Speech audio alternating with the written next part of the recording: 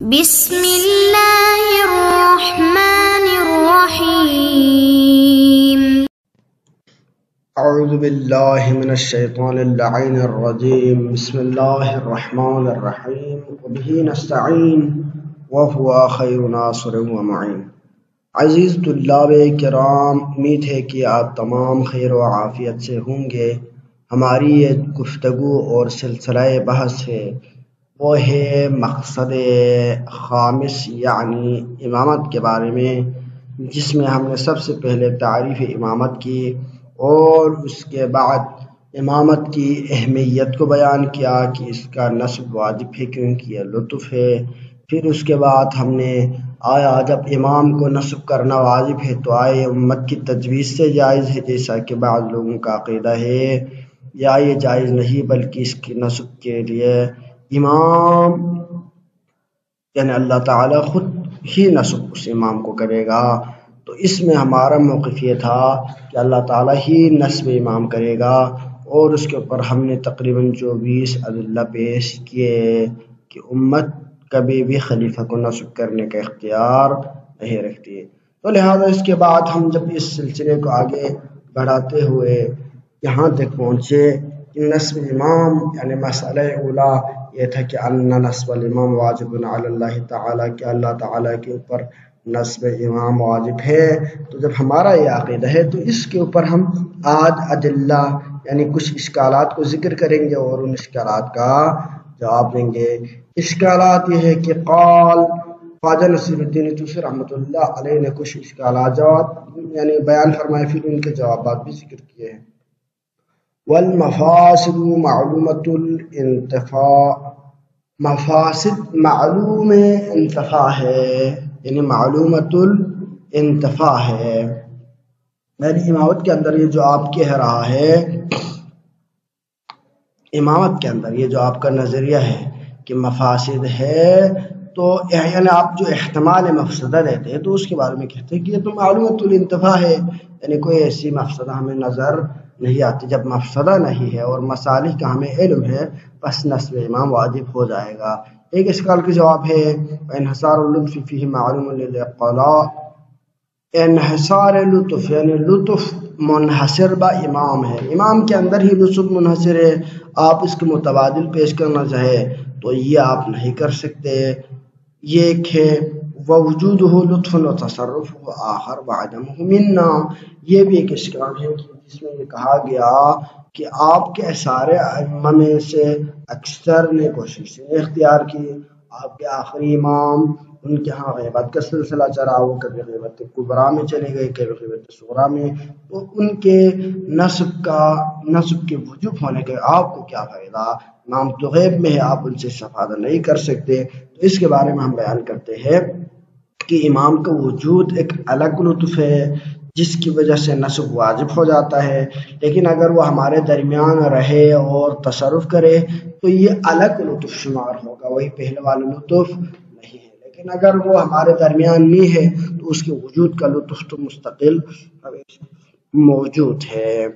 اب دوسری بات یہ کہ یہ جو آپ کہتے ہیں کہ امام ہمارے درمیان نہیں ہے، تو اس میں امام اپنی طرف سے غیبت میں نہیں چلے گئے بلکہ لوگوں کی کرتوتوں کی وجہ سے، کردار کی وجہ سے، حمایت نہ ہونے کی وجہ سے امام غیب میں چلے گئے۔ تو وعدمہ منا، امام کا ہمارے درمیان نہ ہونا، تصرف کرتے ہوئے نہ رہنا، یہ ہماری غلطی ہے نہ کہ امام کی۔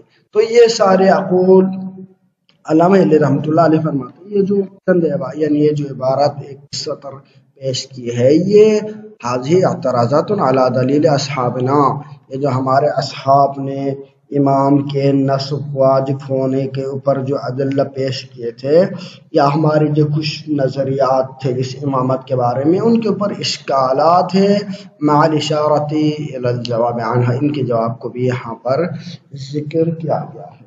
تو آئیے ہم بڑھتے ہیں ان میں سے آج پہلے اشکال کی طرف۔ اول پہلا اشکال، قال خواجہ نصیر الدین توسی رحمۃ اللہ علیہ فرماتے ہیں کہ یعنی اس کی جو شرح علامہ ہندی بیان کر رہے ہیں تو قال کے ایسے اس کے قول کو نقل کر رہا ہے، فرماتے ہیں کہ المخالف مخالف یعنی مخالف اس میں جو ہمارے مکتب کے خلاف ہے یا ہماری امامت میں ہمارے مخالف ہے یا صرف اسی بات میں مخالف ہے یا تمام دوسرے نظریات میں مخالف ہے، جو بھی ہو یہ جو مخالف ہے ان کا یہ نظریہ ہے، ان کی طرف سے یہ اشکال ہے کہ کون الامامت قد اشتملت علی وجہ اللطف، امامت کا مشتمل بر لطف ہونا لا یکفی فی وجوبها علی اللہ تعالی، یہ اللہ تعالیٰ کے اوپر نصب امام کے وجوب ہونے کے لیے کافی نہیں ہے۔ یعنی آپ یہ نہیں کہہ سکتے کہ امامت کے جیسا کہ آپ نے کیا ہے کہ 8 10 12 آپ اس کے امامت کی فوائد کو، مصالح کو، لطف کو آپ پیش کریں، بیان کریں، پھر اس کے بعد آپ کہیں کیونکہ یہ مصالح اس امامت کے اندر موجود ہے، بس اللہ تعالیٰ کے اوپر واجب ہے کہ نصب امام کرے، یہ آپ نہیں کر سکتے۔ بخلاف المعرف لا یکفی فی وجوب اللہ تعالیٰ، اللہ تعالیٰ کے اوپر وجوب نصب امام کے لیے ادلہ کافی نہیں ہے۔ بخلاف المعارفت، برخلاف اس معرفت کے، اس علم کے کہ جہاں پر التی کفا وجہ الوجوب فیہ، جہاں پر وجوب اس علم کی وجہ سے واجب کا وجوب کے لیے کفایت ہو جاتے ہیں، علینا ہمارے اوپر وہ چیز واجب ہونے کے لیے وہی علم کافی ہو جاتا ہے۔ کیوں؟ لانتفاء المفاسد فی ظن، لانتفاء المفاسد فی ظننا، کیونکہ ہمارے ظن میں مفاسد منتفی ہیں۔ یعنی آپ کو معرفت مصالح کا، آپ کو علم نہیں ہے مفاسد کا، تو ان مصالح کا علم ہونا یہی چیز کافی ہو جاتا ہے آپ کے نظریے کے مطابق۔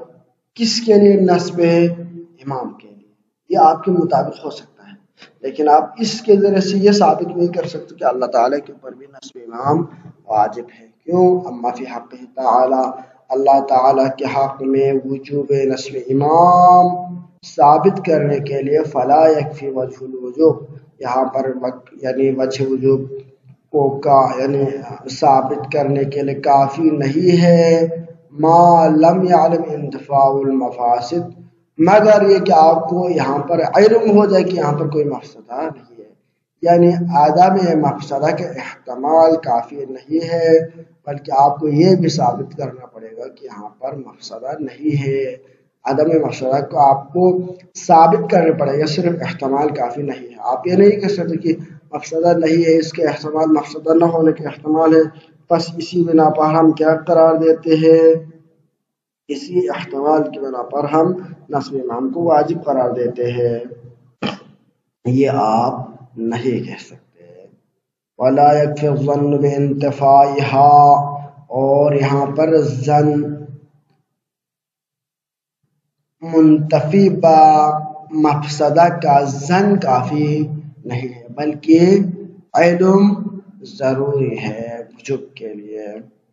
فَلِمَ لَا يَجُوزُ اجْتِمَاعُ الْإِمَامَةِ، پس یہاں پر جب یہ احتمال ہے کہ امامت کے اندر کی امام مشتمل ہو علی مفسدۃ، ایک ایسی مفسدہ پر لا نعلمها، جس کا ہمیں علم نہ ہو، یہ جب احتمال ہے جواز اس کا ہے، تو فلا تکون واجبۃ علی اللہ، نصب امام اللہ تعالیٰ کے پر واجب نہیں ہوگا۔ جب اللہ تعالیٰ کے پر واجب نہیں ہے تو آپ کے جو باقی جتنے ادلہ ہیں وہ سارا پانی کے اوپر نقش کی طرح ہوگا۔ بس آپ یہ ثابت نہیں کر سکتے کہ امام واجب ہے، نصب امام واجب ہے اللہ تعالیٰ کے اوپر مصالح کی بنا پر، بلکہ آپ کے لیے ضروری ہوگا کہ آپ عدم مفسدہ کو ثابت کریں، صرف احتمال دینا کافی نہیں ہے۔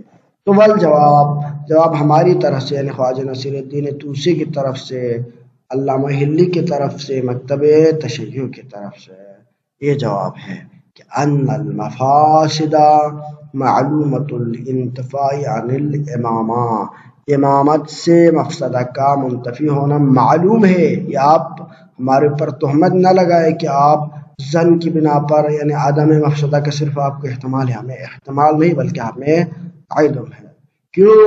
کیسے علم ہے؟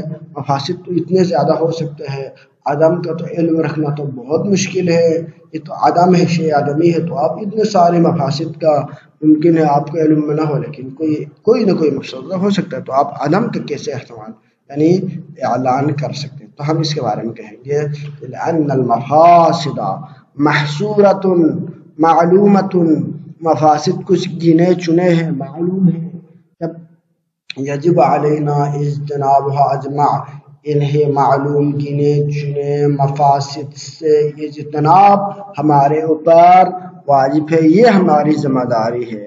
وإنما يجب علينا اجتنابها اذا علمناها، اور یہ بھی اجتناب اس وقت واجب ہے جب ہمیں علم ہو جائے کہ یہ مفاسد موجود ہے۔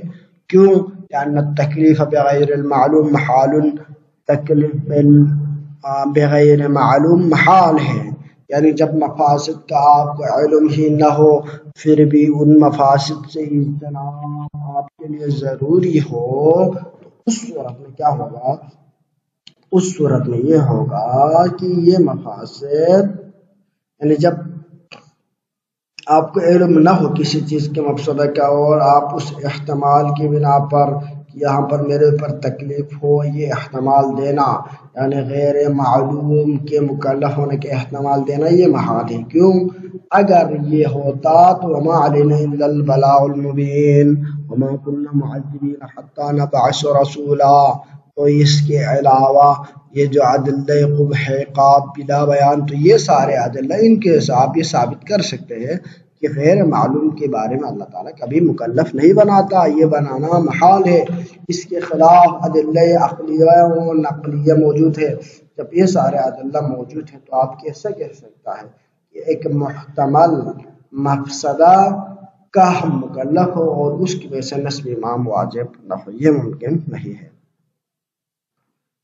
جو چیزیں جو مفاسد معلوم ہے وہ تو منتفی ہے، لیکن جس کا ہمیں علم نہیں ہے ان کے ہونے کا احتمال ہے، تو ان کے ہونے کا احتمال رہے پھر بھی ہم اس کا مکلف نہیں ہے۔ وہ تلک الوجوہ منتفیۃ عن الامامۃ، اور یہ سارے وجوہ احتمالی وجوہ کہ جس میں مفاسد ہو تو معلوم والے مفاسد اس سے منتفی ہے، اور احتمال بھی ہم یہاں پر نہیں دیتے۔ کیوں؟ کیونکہ احتمال یعنی غیر معلوم کا مکلف ہونے کا ہم عقیدہ نہیں رکھتے۔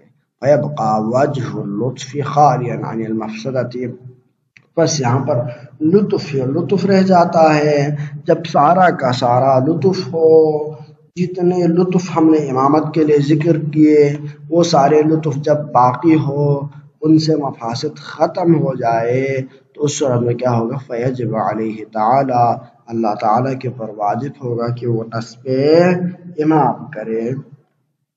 وَلِأَنَّ الْمَفْسَدَةَ لَوْ كَانَتْ لَازِمَةٌ لِلْإِمَامَةِ لَمْ تَنْفَكُّ عَنْهَا، اور دوسری بات ہے کہ وَلِأَنَّ الْمَفْسَدَةَ لَوْ كَانَتْ لَازِمَةٌ لِلْإِمَامَةِ لَمْ تَنْفَكُّ عَنْهَا، اگر مفسدہ لازم ہوتی امامت کے ساتھ تو لم تنفک عنہا، یہ اس سے کبھی جدا نہ ہوتے، یعنی اگر امامت میں کوئی مفسدہ ہوتا تو اس مفسدے کو ہمیشہ رہنا چاہیے تھا، حالانکہ یہ بات ثابت نہیں ہے، یعنی اس سے جدا نہیں ہونی چاہیے تھی۔ وہی مفسدہ جب ہے ذاتی طور پر جب مفسدہ ہے تو مفسدہ ہمیشہ رہنا چاہیے۔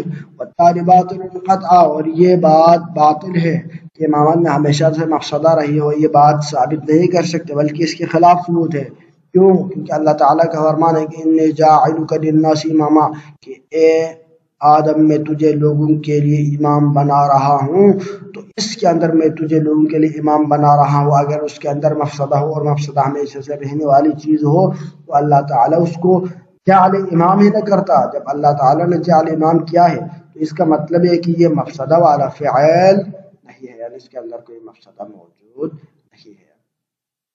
وَإِنْ كَانَتْ مُفَارِقَةً، لیکن اگر مفسدہ ہو لیکن وہ مفارقہ والا ہو تو جاز انفکاک ہوا، یعنی اس کا جدا ہونا ممکن ہو عنہا، اس امامت سے، تو یجب علی تقدیر الانفکاک، تو ہم یہ کہیں گے کہ علی تقدیر الانفکاک، جن موارد میں یہ مفسدہ نہیں ہے جو کہ اکثر موارد ہے، تو ان موارد کے لیے نصب امام کا مسکان واجب ہے. لہذا اس احتمال کی بنا پر آپ نصب امام کے وجوب کو ختم نہیں کر سکتے. وصلی اللہ علیہ وسلم محمد وعلیہ الطیبین الطاہرین. اللہم صلی علی محمد وعلی محمد.